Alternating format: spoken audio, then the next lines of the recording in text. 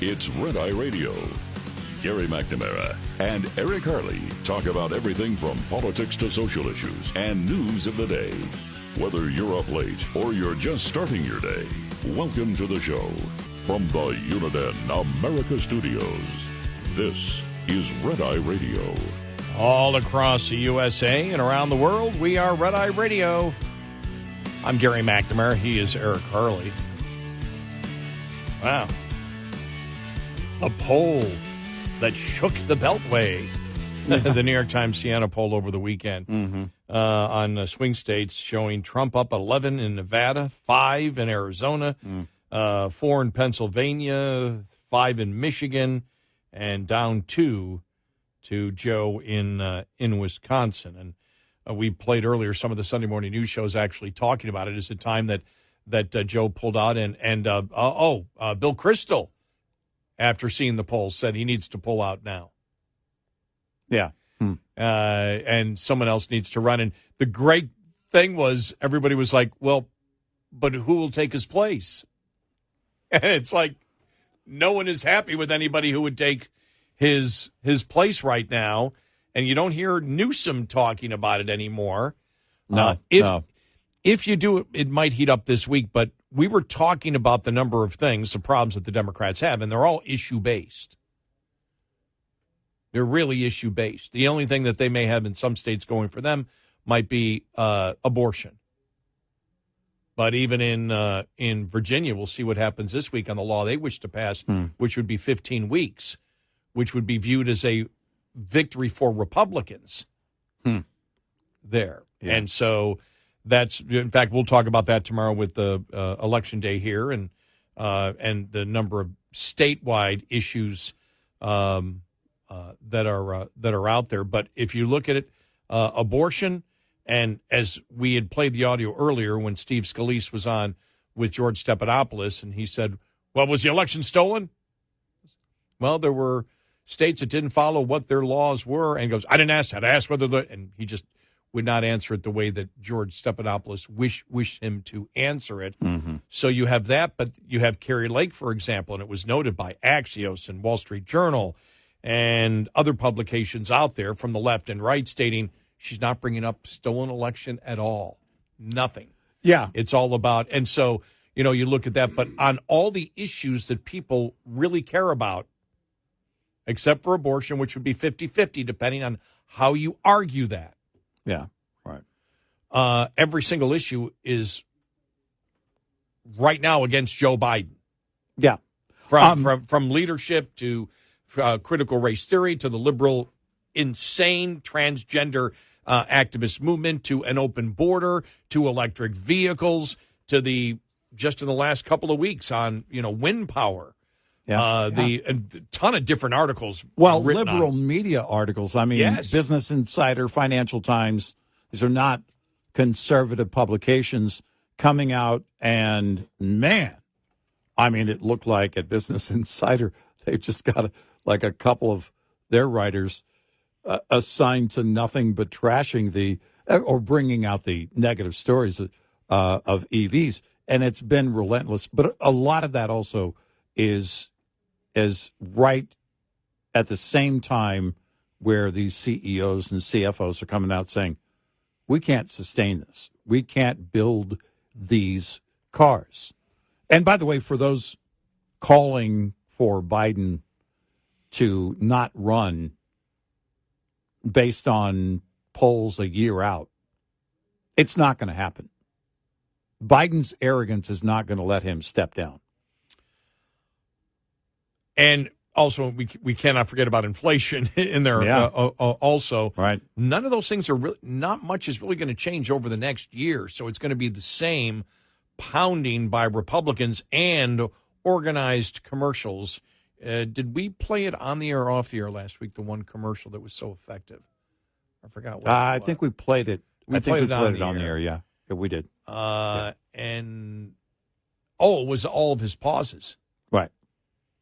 Showing his cognitive problems. And it was in just a few instances as of late. You put them all together. Well, first of all, that ad would have to be hours long if you put them all in there. And that's, that's the problem that the left faces. His own party doesn't want him to run. No.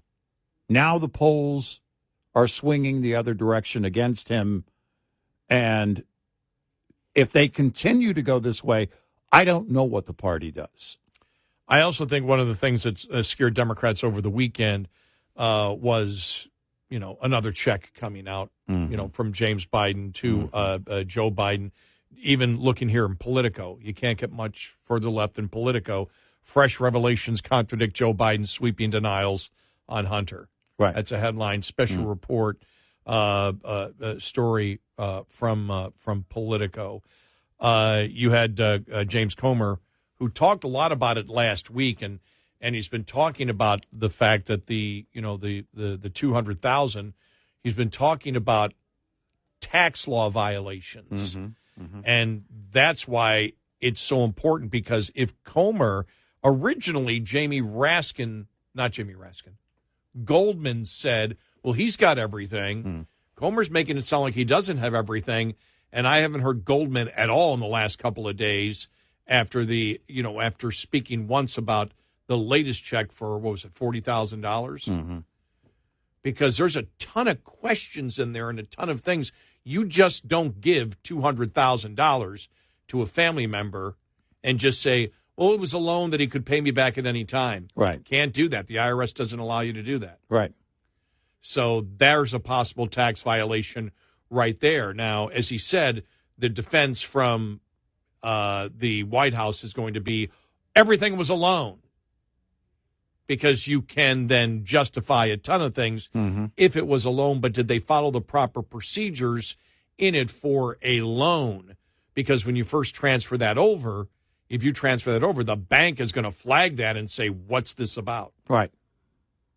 So, So was it done that way? Did they contact the IRS? Did the IRS contact them? Is there any notation in their tax filings? And, where's the evidence that this was a loan? And where's the evidence that it was a repayment of a loan? Now, we have seen over and over again the reason that the public believes that Joe Biden did something wrong or illegal, and the numbers are, 68% now, I think it is simply because everything the president said turned out to be a lie. Right. That his son received no money from China, that he had no idea at all, never had discussed it with his son. Right. Everything has been moved back. The goalposts keep moving from the Democrats. Yep. But everybody knows that Biden's been lying consistently about it. And if you loan money to somebody, well, I loan money. I loan money to a lot of family members. There is no immediate defense coming out from the White House on any of this we saw last week. It's just more conspiracy theories. Well, they have the check. Yeah. It's a bad argument. There are bank records here. Yeah, when they've got the check that comes from bank records, you're going to have trouble, trying to sell that one, or it's just the Republicans trying to cover for Donald Trump. Okay, maybe politically that partially could be true. It doesn't change your culpability if you did something wrong. Exactly. But here's James Comer was asked a question on Fox News specifically. A lot of people wanted this. When are you going to subpoena? I think this is going to be a big week. Look, first of all, we know Tuesday, my friend Jim Jordan, who's also on the Oversight Committee, but he's chair of the Judiciary Committee, doing a great job investigating the weaponization of the federal government. He's bringing in Special Counsel Weiss for a deposition. That is a very important part of the overall impeachment inquiry investigation. There are also a lot of other documents that I think are about to be released this week pertaining to loans and different things that the Bidens have been engaged in that make no sense, that are completely counter to what Joe Biden has said publicly. We're also, as you know, we've subpoenaed a lot of bank documents, and it's taken a long time to get these bank documents in. We're waiting on a few more documents to come in that we've successfully subpoenaed, but it's taken forever. And again, Maria, I don't think the average person can imagine how many different checking accounts the president's son had. And considering he didn't have a legitimate business, that in itself is an enormous red flag. So once all those come in, I think you're going to see swift action on Biden's. And I would predict somewhere around 24 subpoenas in the very near future. We'll see.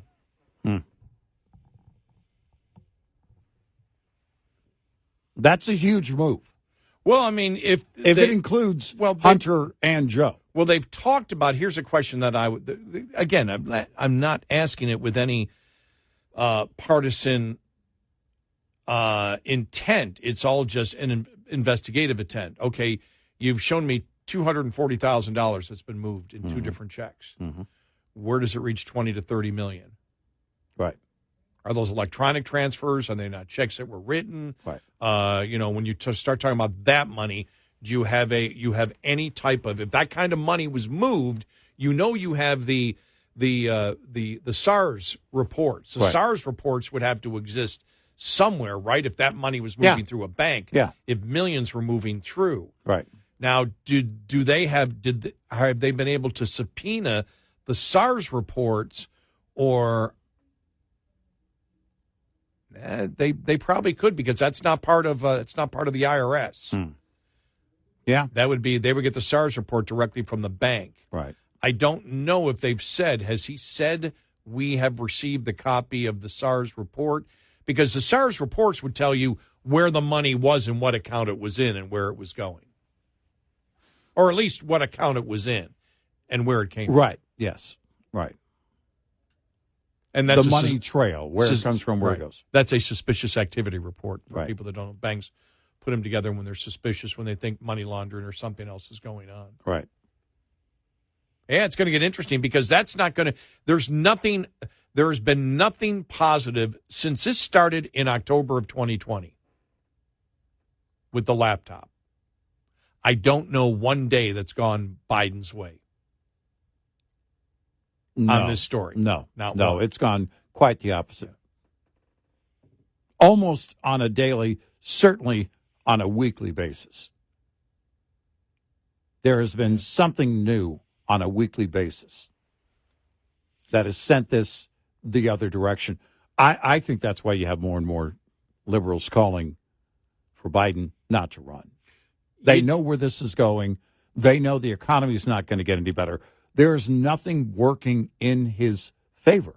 Nothing. You really didn't get a lot of support for his Hunter's op-ed piece in USA Today last week, where he said this is simply Republicans going after him because he's an addict. Mm-hmm. Yeah. And this will keep other addicts right. from coming forward to admit right. that they have a problem. Right. Nobody was really willing to jump on that one and use that as a defense. No. I didn't hear anyone over the weekend use that. Not even online nor on social media. I didn't see anybody. Well, no, because it's a tired excuse. Yeah. That's how bad it is. That was your defense. I'm going to put an op-ed piece in the USA Today. I'll show them. Mm-hmm. Yeah. Well, and I mentioned that's when you know, because they keep moving the goalpost. Nothing was done wrong here. Nothing illegal was done. That's not even my laptop. Oh, wait, you can't look at that laptop even if it's not mine. My dad knows nothing about my business. Okay, I was on crack. I mean, that was the evolution of the defense. And when it got to the point of Hunter himself, not in a passing comment, in a piece he wrote in USA Today, essentially laying down, that's when you knew that they know the GOP is close to the fire. And they likely are. 866-90 Red Eye. This morning's USDA Farm Report is brought to you by House Products. Tested, trusted, guaranteed since 1920. With Congress still working to approve a new fiscal year budget before the latest continuing resolution ends on November 17th, what are the chances of a 2023 farm bill being approved and signed into law by the end of the year? In the opinion of Agriculture Secretary Tom Vilsack, we're not going to have a farm bill passed before December 31st. Yet he also acknowledges an extension of the current farm bill is then needed. Because we don't want the program to lapse, because if it were to lapse, there would be serious consequences to the farmers, but also very serious consequences to the economy and to consumers. The secretary, speaking at this year's National FFA Convention, says the question then pertaining to an extension is its length of time. I think the Senate leadership, in a bipartisan way, is suggesting a year. Don't know if the House has got that same timeline, but I think the House is also recognizes they're not going to get it done before December 31st. I'm Rod Bain reporting for the U.S. Department of Agriculture in Washington, D.C. This report brought to you by Cenex Fuels and Lubes. Get in touch with Red Eye Radio, toll free at 866-90-RED-EYE.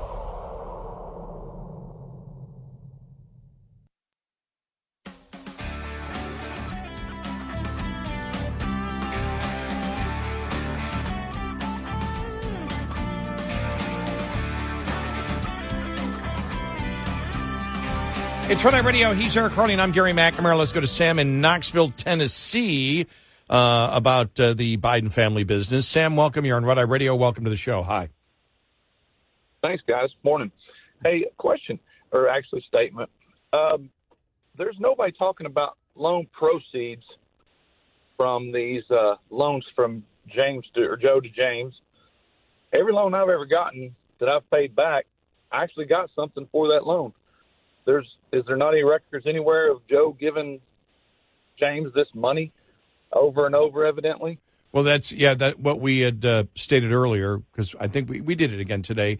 Is that Comer is asking, as I said, Representative Goldman says, well, Comer knows, and he's the Democrat, said Comer knows there's nothing there because he knows that Joe gave the loan, and Comer said, I don't have that information, right, where Joe gave the loan and had all the the official paperwork to do the loan. Right. We don't have any type of that information at all on that. In fact, he went to Biden in a letter and stated, would you please send us all this information? Right. Because we need to know whether this was a loan or not. So far, the White House has not responded. Well, I would assume that that'll remain silent, since I don't think he can respond when he doesn't have anything to give them. There likely isn't anything there. I mean, if there were, and that's it. And thanks, Sam. Look, the White House would be very eager. Right now, you could defeat the Republicans on many fronts if you had that kind of paperwork, if you had that kind of evidence.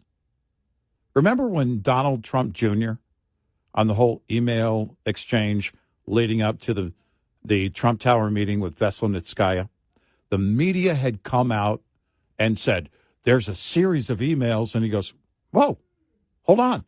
You want the emails? Yeah. Here's the entire chain of emails. And he posted them on social media. Yep. And you do that to defeat the accusations. And if this were that simple, it would be, look, here it is. Here's the evidence. Goldman's claiming it happened. Goldman is saying something, but there's no evidence of it. Oversight saying, we don't have it. Show us the origination of this loan. Because if Goldman knew that they had all the information and they were cherry picking it, right? Well, then all he'd have to do is go to Biden and say, produce it, and this is over. Defeat them. You can defeat them and easily, and that would be a huge political win. And there's another problem to this thing. Well, it's just a loan. Yeah. And we'll tell you what that is next. Mm-hmm.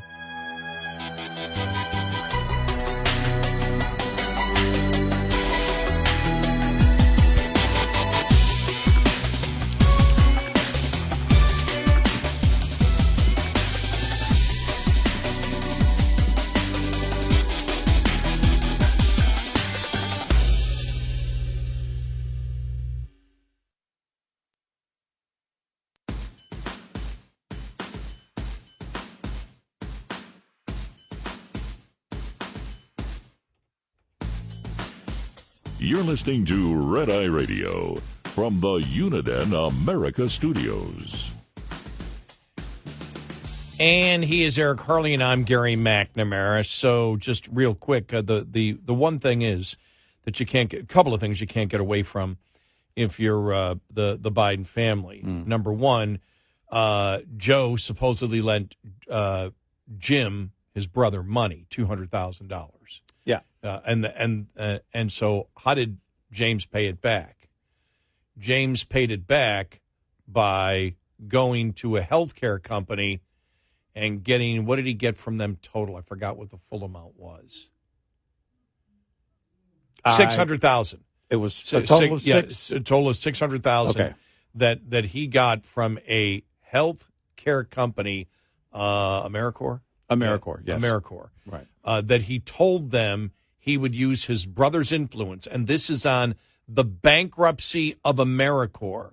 Right. This is in the legal documents of the bankruptcy of AmeriCorps, that they gave James Biden $600,000 because he was going to use his brother's influence to get them a huge capital investment from Middle Eastern investors. Right.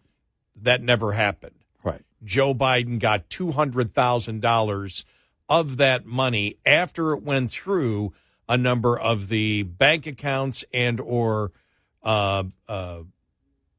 LLCs, yeah, the fake corporations that were set up simply to transfer money. All right, that's number one. Number two, the $40,000 came from CFFC, the Chinese energy company, which we already know that the FBI agents, or was it the FBI agents or the Treasury Department agents?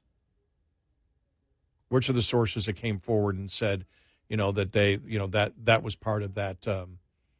Thought it was the FBI agents. Okay, maybe it was the FBI agents. That, yeah. But the investigators say that was also part of influence peddling from CEFC. Right. All right, so that's one. The other thing is the IRS. I went to the IRS website. On gift giving, the most you can give, like if you want to give a gift to your son and daughter, you can give them $17,000 in 2024. Right. Okay. Each. Right. Yeah, $16,000 now. Now, if you give them over that, you have to report it. Now, you don't necessarily have to pay taxes on it, because if you give your son or daughter $50,000, well, there is a yearly limit, but then there is the lifetime limit, which is around $12 million. The lifetime limit falls under the estate tax rule. Right. And so you can give 50,000. It's just the IRS keeps track of that compared to the overall amount, right? The lifetime amount. So you aren't taxed for that, but you have to. You have to claim it. Yes. And the giver, the donor, would have to claim that. So you have to demonstrate, in this case, if it was a loan, you want to demonstrate that I'm not giving that to him, I'm expecting that back. So this doesn't fall under gift tax. It is a loan, and here's the paperwork of the loan. And you would have to stipulate that, because lending money to friends and family can be tricky, and the IRS can make it even worse. It considers interest-free loans as gifts. Yep. So if you put out a $200,000 interest-free loan, that's a gift. Right. Now, I don't know if they charge you for the whole $200,000 on it. They don't say it here. Or if you lend them money and later decide they don't need to repay you, that's also a gift. Right. So that's where you get into trouble. The annual exclusion for 2023 right now is at $17,000. It's $34,000 for a couple. And so you could have, I don't know what it was in 2018 or back when the loan was originated, where Joe was giving James the money. Right. There would have to be a record of that somewhere. Right. And if let's say let's say it was in earnest. Let's say that Joe gave his brother at the time what was intended to be a loan, and then it was determined at some point that James could not repay the loan. It would still fall on Biden to tell the IRS that we want to retroactively consider that to be a gift under the lifetime exemption Right. that falls under the estate tax, because it has been determined that that loan cannot be repaid, and so we want to convert that. Again, if you're working with the IRS, I don't know if a penalty would apply. I don't know if what would apply there. But if you're doing that, you're going out of your way to demonstrate, because it's a lot of money. It doesn't matter who you are. $200K is a lot of money. Now it's $240,000 that we know of. That you have checks for. Yep. Now they say they've got the evidence that shows 20 to 30 million. 20 to 30 million total. Right. I don't know, and I don't know what they have there. Right. But if they ever have a hearing on it, they got to lay this all out on a flow chart. It has to be. We've been saying since the beginning, the flow of money is going to tell the entire story. Right. So as Comer said, they're going to say it's simply a loan. It's simply a loan he gave. Fine. It doesn't matter, though, as we have stated earlier, because I think it was either Goldman or Raskin said it last week. Mm-hmm. It was just a loan, just a loan. Right. Well, it doesn't matter. Now, the loan part doesn't matter. There's a couple of concerns. The biggest concern is the influence peddling. Right. It doesn't matter whether you lent him money. In fact, that gives your brother more incentive to sell your access because he owes you. Right. He's indebted to you. Right. But they've gone quiet. They really went quiet this weekend. Well, because there's something there that when you loan that much money to an individual, it's a massive, massive risk, right? It doesn't, as far as we know, it didn't come with any collateral. And loaning money to a family member is always risky. And the IRS knows that. So there is, let's say it was a loan from Joe to his brother. How his brother, where the money came from, how his brother was able to repay it is still important. Because James clearly had money problems. According to the Bidens, he had money problems. Mm-hmm. And he was being loaned money by his brother. Well, all of a sudden, he's able to repay it. Because of what? Well, because of foreign entities. And that's the problem. AmeriCorps sent him that $200,000 that was wired to his account on the same day he wrote the check to his brother Joe Biden. Because here's the question that you and I both asked. You know, if the Biden family finds out that Comer has the goods, mm-hmm.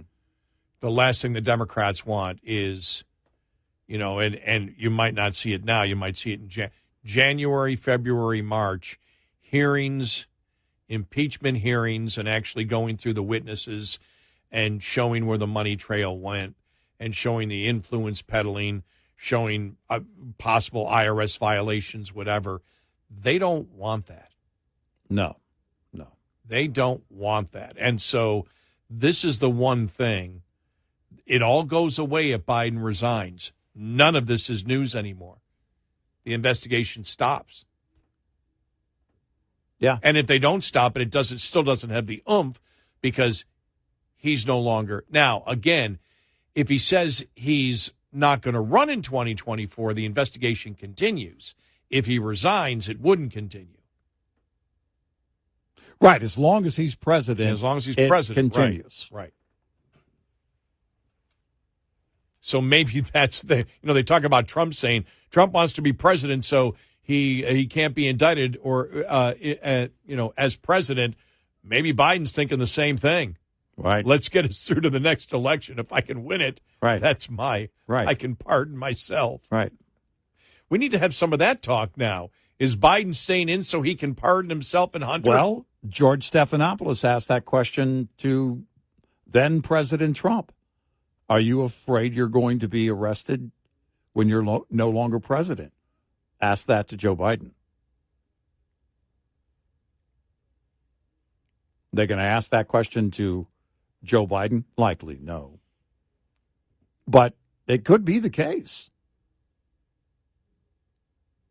But if you look at this entire scenario, the question is, could all of this go away, or would all of this go away if he resigned? You're not going to get Joe Biden to resign, Jack. His arrogance won't let him do that. It's just not going to happen, and you can't convince me otherwise. It's not going to happen. Well, here we go. I mean, election time is the 5th of November next year. Mm-hmm. We're at the 6th now, but it will be the Tuesday of the first Tuesday, which would actually be like tomorrow. So we're a year out. Yeah.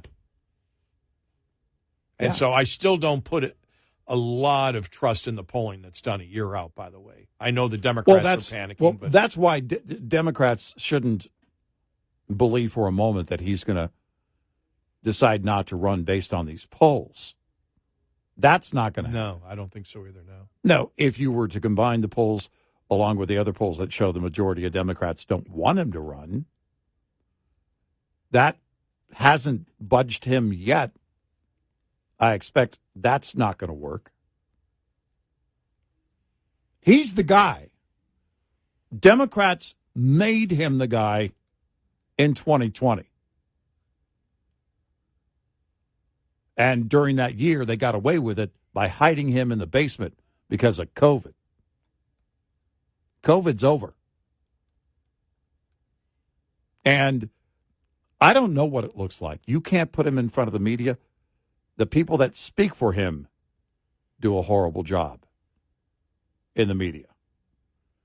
You can't put him on a debate stage. And nothing on any of these fronts is going to improve between now and November 5th of next year. No, inflation's not going to change. The border's not going to change. Nope. In fact, you have more analysts saying there's going to be a recession between now and then. 866-90-RED-EYE. We'll be right back with more Red Eye Radio with Eric Harley and Gary McNamara.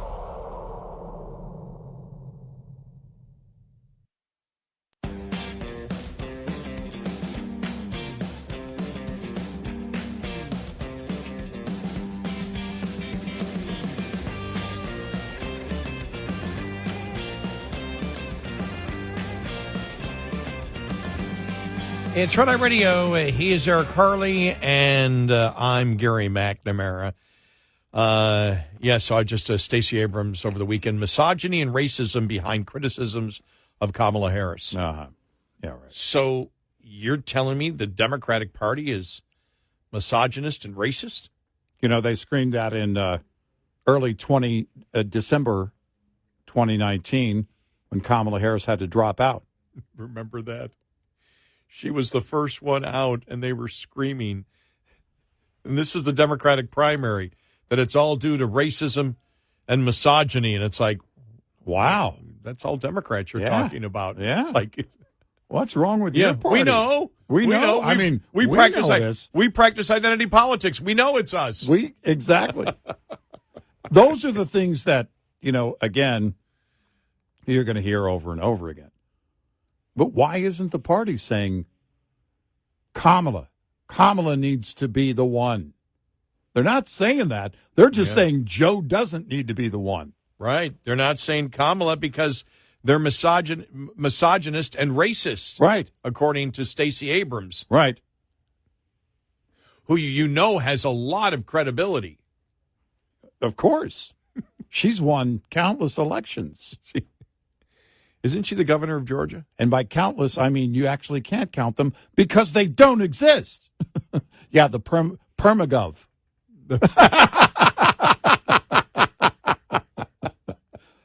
Oh, man, I'm telling you. Yeah, the permanent governor of Georgia. No, those are the things, over and over again that we have looked at going into this cycle. Well, sorry. No one is going to successfully challenge Joe, and Joe is not going to let his arrogance isn't going to let his ego do anything but stay in the race. That's exactly what's going to happen.